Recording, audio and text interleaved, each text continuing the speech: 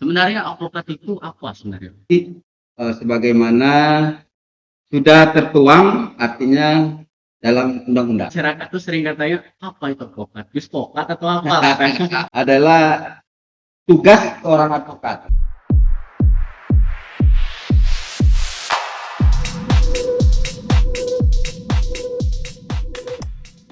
Assalamualaikum warahmatullahi wabarakatuh. Halo teman-teman semuanya, kembali ke channel kami di Developer Group Indonesia. Selaku saya pembawa acara Martando dan pemateri kita dan dewan tamu terhormat kita yang sangat luar biasa, itu Bapak Ilham Fatahila. Gimana kabarnya Pak? Alhamdulillah. Alhamdulillah sehat. Kita doakan selalu ya teman-teman semuanya. Jadi teman-teman semuanya, jadi banyak pertanyaan dan beberapa komentar-komentar di kolom komentar ya tentang apa itu sebenarnya advokat dan bagaimana masalah advokat dan trik jadi advokat. Maka daripada itu, mari kita tuntaskan. Oke Pak, kita langsung aja nih pertanyaan pertamanya. Sebenarnya advokat itu apa sebenarnya? Ya. Jadi terima kasih sebelumnya pada prinsipnya ya. Prinsip ya. Selama ini masyarakat pada umumnya hanya lebih familiar itu pengacara. Ya kalau sedih masyarakat Iya kan, jadi yang sering selalu kalau masyarakat mohon maaf kebanyakan itu tahunya pengacara. Ya. Padahal yang kita ketahui bahwa antara pengacara maupun advokat itu penyebutannya yang kalau sekarang ini udah advokat. Advokat ini sebagaimana sudah tertuang artinya dalam undang-undang. Undang-Undang 18 tahun 2003. Berarti ada yang aturnya ya? Ya, jadi advokat itu sendiri sekarang penyebutannya memang tertuang dalam Undang-Undang Advokat di pasal 1. Pasal 1 angka 1 ayat 1 disebutkan bahwa advokat itu adalah orang ya yang telah memenuhi persyaratan selaku pemberi jasa hukum baik di luar maupun di dalam. Ya kan? Jadi orang ini dalam hal ini adalah telah memenuhi persyaratan sebagaimana dimaksud dengan undang-undang. Tentu artinya undang-undang advokat. Oh iya.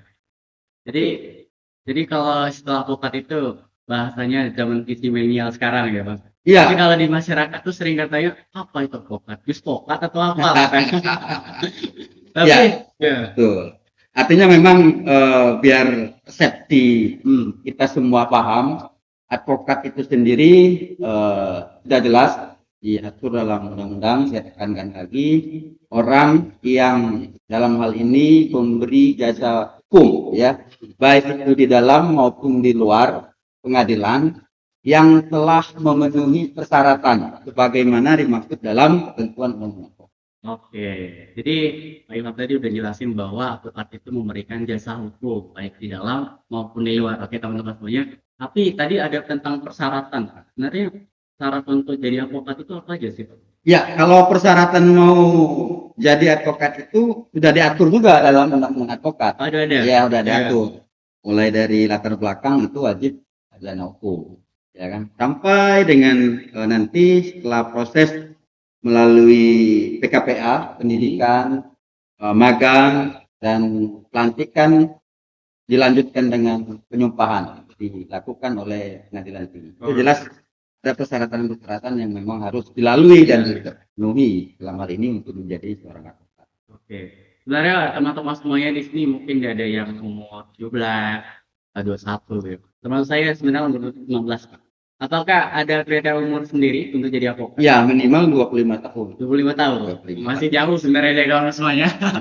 Tapi doakan aja ya. Belajar, ya. Kita belajar sama halinya deh Pak Ilham.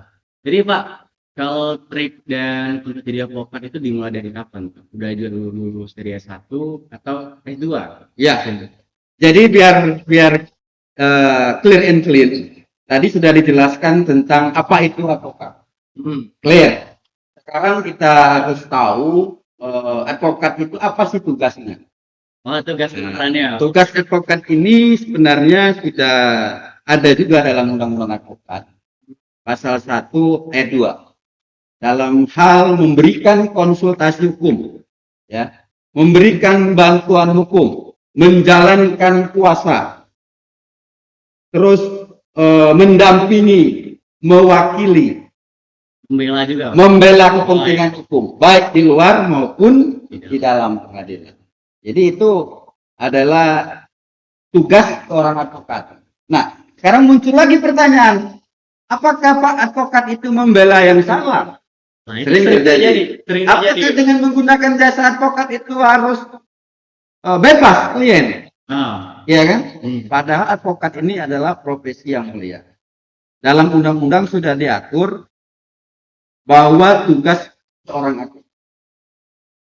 Kalau misalkan kita bicara, kalau kita pakai advokat, kita menjanjikan sesuatu itu bahwa klien kita bisa bebas, ini salah. Ini salah. Saya tekankan ini salah. Ya. Tetapi advokat ini adalah profesi yang sangat mulia. Dalam hal menjalankan profesinya, itu disumpah di atas Al-Quran. Ya, kita menjalankan ini harus sesuai dengan amanah. Terus pertanyaannya tadi, misalkan apakah advokat itu harus membebaskan seorang klien? Iya kan? juga saudara. Belum tentu. Iya. Artinya tergantung dalam proses pembuktian. Nah, jika misalkan dalam proses pembuktian tidak ditemukan suatu peristiwa atau pelanggaran hukum atau kurangnya pembuktian dan tidak ada keyakinan majelis hakim, bisa konsekuensinya putusan itu bebas. Kan seperti itu. Namun setidak-tidaknya dengan kehadiran seorang advokat di masyarakat yang kurang paham hukum, sudah ada hak-hak koridor-koridor hukum yang memang harus dipatuhi bersama. Karena advokat ini salah satu penegak hukum, sama dengan penegak hukum lain, polisi, jaksa, hakim, ya kan? Iya, betul. Jadi posisinya sama selaku penegak hukum. Maka kita harus apa? Menjalankan profesi ini, ya kalau memang mitra ataupun dari stakeholder penyelenggara penegak hukum salah, tidak sesuai dengan tatanan hukum, itu tugas seorang advokat untuk pemenuhan hak-hak si tersangka yang dituduh dalam hal Dengan perkara. Oh, iya. mencari keadilan. Keadilan. Ayo. Ini sesuai dengan porsinya. Jadi teman-teman semuanya, kalau kita sering dianggapkan masyarakat bahwa advokat ini membela yang salah, membela orang jahat. Tapi sebenarnya kalau kata Pak Ilham itu, advokat ini merupakan pekerjaan yang mulia ya. Pekerjaan yang mulia. Iya. Karena masyarakat belum tentu tahu tentang tata cara misalkan. Dalam proses mulai dalam tatanan misalkan perkara pidana penyelidikan, penyidikan, terus bagaimana ditangkap, bagaimana ditahan. Inilah hadirnya advokat itu untuk ya jangan sampai hak-hak tersangka ini terabaikan, terzolimi. Oh, iya. Kan seperti itu. Misalkan dalam proses penegakan hukum ada hak-hak yang secara otodidak, mohon maaf, misalkan tanda petik, ya kan? Hak harus didampingi advokat, namun kenyataannya tidak. Sedangkan advokat ini kalau ancamannya 5 tahun wajib didampingi pengacara, wajib didampingi seorang advokat. Ya, terus tentang pembelaan, wajib hak tersangka itu untuk membela diri. Ada lagi misalkan dalam proses yang tidak sesuai dengan tantangan hukum acara. Nah, inilah kehadiran advokat perlu Untuk dihadirkan. untuk pemenuhan hak-hak tersangka atau terdakwa ini supaya mendapatkan keadilan. Jadi teman-teman semuanya tadi sudah dijelaskan oleh Pak Ilham. Jadi teman-teman semuanya jangan beranggapan bahwa advokat itu juspokat ataupun, tapi ini merupakan pekerjaan yang mulia dan membela hak-haknya mereka itu tadi. Jadi Pak, ada perlu yang disampaikan oleh teman-teman semuanya di luar sana terkait bagaimana tanggapan mereka untuk menjadi sebuah advokat? Ya, kalau mau jadi advokat yang sesungguhnya, ya, jangan sampai mohon maaf, artinya trik-trik kita untuk menjadi advokat yang bisa katakanlah handal, ya kan? Kalau saya prinsipnya ada beberapa hal yang harus dipenuhi. Pertama adalah keilmuan. Seorang advokat itu harus memahami betul regulasi hukum, ya, teori-teori hukum, azas-azas hukum, peraturan perundang-undangan. Wih, banyak ya teman-teman Ya. semuanya. Harus kita pahami betul tentang regulasi hukumnya. Artinya ilmunya memang ada. Jadi harus berpendidikan dulu ya Pak ilmunya. Ya, makanya dalam hal untuk menjadi seorang advokat itu syaratnya harus berlatar belakang sarjana hukum. Tapi belum tentu juga, mohon maaf. Ya, Bisa, Pak. Bisa. kalau misalkan kita tidak ada kemauan, ya namanya hukum ini kan dia selalu bergerak, bukan diam. Aturan bisa selalu berubah-ubah. Nah, dari sisi keilmuan ini yang utama harus kita paham betul. Selanjutnya yang kedua, setelah keilmuan kita punya, ya kan, kejujuran. Wih, ini Nah, kalau kita misalkan menerima surat kuasa atau diamanahkan oleh klien, ya kan, tetapi kita tidak jujur atau mohon maaf tanda petik, ya nanti image terbangun, ya kan, jangan-jangan, ya kan, jangan-jangan advokat ini membela yang hanya yang bayar atau advokat ini nanti bisa bermain atau berkedip mata. Nah, makanya harus ditanamkan dalam jiwa adalah kejujuran. Ya. Setelah kejujuran, kesetiaan. Kita harus setia dengan klien kita. Jadi jangan berpaling dua kaki. Jadi kita harus mendampingi mana yang menjadi kewajiban kita, yuk kita jalankan. Jangan diabaikan. Ya, klien mau konsultasi harus kita setia. Jadi ada tanggung jawab. Harus ada tanggung jawab seorang advokat itu untuk mendampingi ya orang kliennya tadi harus maksimal. Jadi harus memang kita berkawan aja harus setia, ya kan? Apalagi antara advokat dengan klien dan harus menjaga kode etik dan sebagainya. Dan yang terakhir adalah keberanian. Kalau orang mengasihkan amanah surat kuasa kepada kita, kita nggak berani melihat orang klien kita ditekan tidak sesuai misalkan dengan proses hukum yang ada, ya itulah kehadiran. Harus berani menyuarakan kebenaran. Siapapun, dimanapun, atau yang kita hadapi. Jadi harus berani.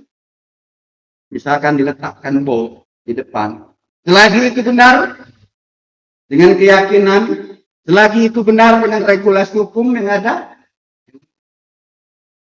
saya katakan jangan takut. Ya, kalau kita mohon maaf tidak ada jiwa keberanian, karena orang ini percaya dengan kita artinya untuk mewakili, mendampingi, membela untuk mencapai keadilan dan kebenaran yang sesungguhnya.